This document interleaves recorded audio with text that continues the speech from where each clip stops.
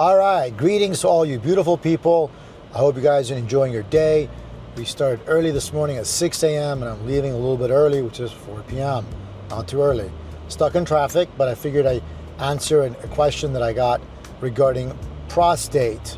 So when we are following patients for testosterone therapy, one of the important things we look at is their blood count, but also their prostate. Prostate is age specific. Therefore, if you're looking at someone's PSA, you need to understand how old they are. For example, between the ages of 40 to 49, we expect the PSA to be between 0 to 2.5, and between 50 to 59, we expect their PSA to be between 0 to 3.5, and so on, and 60 to 69 is 0 to 4.5, and 70 to 79, we expect the PSA to be anywhere between 0 to 6.5. What this really means is that we don't look at the number and say, oh, the number is normal. We need to make sure it matches to your age reference. And that age reference, it means if you're younger, your PSA should be lower. If you're older, your PSA can be higher. We believe in a healthy adult male, PSA rises somewhere approximately, I would say, between 0.04 nanogram per milliliter. It's about a 3% increase every year. Therefore, we need to understand where is the baseline of the patient. So make sure you have a PSA assessment at every testosterone measurement. For the initial measurement you guys get, and this 3.2% that we talk about mainly associated with healthy adults of age of 60, because we must understand the prostate health. We have been able to detect prostate cancer in a very early state because we monitor these patients. And so therefore, if you're on testosterone, make sure you get your PSA checked at baseline, and make sure your doctor follows your PSA, because you need to understand the velocity of the PSA changes. I urge you guys to get your prostate checked, especially your blood test, because you want to understand your baseline value. When you go on testosterone, it's absolutely crucial that your doctor monitors your PSA twice a year to see the changes between the PSA, because you need to understand the growth velocity. The velocity of the PSA is very, very important. It's believed, based on literature, your PSA should not go up by 0.75 nanogram per milliliter per year, or 1.5 per 2 years. We graph these numbers out because it's very telling when someone's PSA rises significantly. Even it could be a perfectly normal number, we can detect prostate cancer within the tissue before it gets a problem. Therefore, the PSAs that are usually under 4 that we detect with prostate cancers, usually these patients can be cured from prostate cancer. So what is the message? The message is get those PSAs checked, graph out your prostate's velocity so you can understand the prostate velocity and the PSA to understand how quickly it's rising, because that could be a big telltale sign if there's a problem or not. When you're measuring your PSA value and you're trying to get more information regarding the risk factors, one thing is to get a better understanding is what is the prostate density, which is one more information you can add to it. And what that is they use a transrectal prostate ultrasound. So they insert a ultrasound through the rectum, which is close proximity to the prostate, and look at the density, and it gets a volume. And what they do is then they divide the PSA by the volume, and that just tells us exactly what is the density.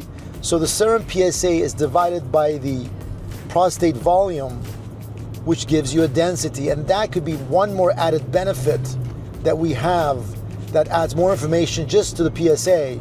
So you have a PSA value, and now you have a prostate density, which tells you. And the more dense the tissue is, the more concerning it is.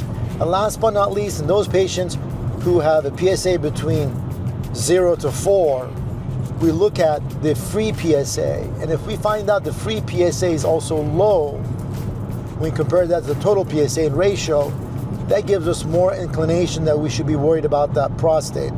So you can see there are many things that we look at, which is the prostate density, the PSA itself, the free PSA, and the PSA velocity.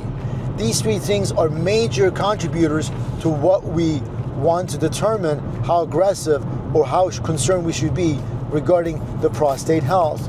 I can rest assure you that we have been able to pick up prostate cancer in its very naive state when it's confined to the gland, when we monitor these patients carefully. So if you go on testosterone, do not get lost in follow-up. Make sure you have your doctor get a baseline PSA, because if your baseline PSA is slightly elevated, that should be an inclination of investigation before you go on testosterone. Or if you go on testosterone and you find out your PSA is rising too quickly, well, that's another inclination that you should be concerned about. Therefore, don't take it lightly. Do not let it go. Talk to your doctor about the PSA measurements and the things I talked about so you can get the appropriate workup when needed. What are the common causes of PSA elevation? The number one cause of PSA elevation in the elderly is prostate hypertrophy. It's also known as BPH, benign prostatic hypertrophy. Much more common as you get older. The prostate gets larger in size, grows, therefore gets a higher value. The other one that we typically get is prostate cancer, and PSA goes up, and that's a topic of its own. Therefore, if the PSA is rising and is rising rapidly, you should become quite alert that your PSA values need to be further attained to detail and discussion. Sometimes PSAs go up just based on inflammation or infection. That's called prostatitis. So prostatitis is another aspect of it too. Last but not least, sometimes PSA goes up just simply based on use and trauma. For example, if you ride a good 60, 40, 50 mile bike ride on a hard saddle or ride a horse really hard for really a while, you can get a lot of trauma to your perineum, means your genitalia, and that can create significant elevations of the prostate, and you can actually make you concerned. But in reality is just trauma, and if you follow these patients, if they avoid the trauma, it goes away. So what are the common causes? Number one, BPH, benign prostatic hypertrophy. Blood test can detect it. Number two, prostate cancer. Prostate cancer causes elevation of the PSA in most majority of all cases, with the exception of few. And last but not least, prostate inflammation called prostatitis. Prostatitis is usually painful. Patients get a fever, they're uncomfortable, they have urinary discomfort, so it's pretty much a little bit much easier to diagnose. And last but not least, prostate trauma from excessive bike riding or saddle or trauma to the perineum. For example, if they got kicked there really hard, or if they fell off a bike and they hit their perineum, which is your genitalia. So those are the most common reasons why a PSA can be elevated. I hope this brings more attention and awareness, because prostate cancer is a curable condition, and the earlier you detect it, the better the outcomes are.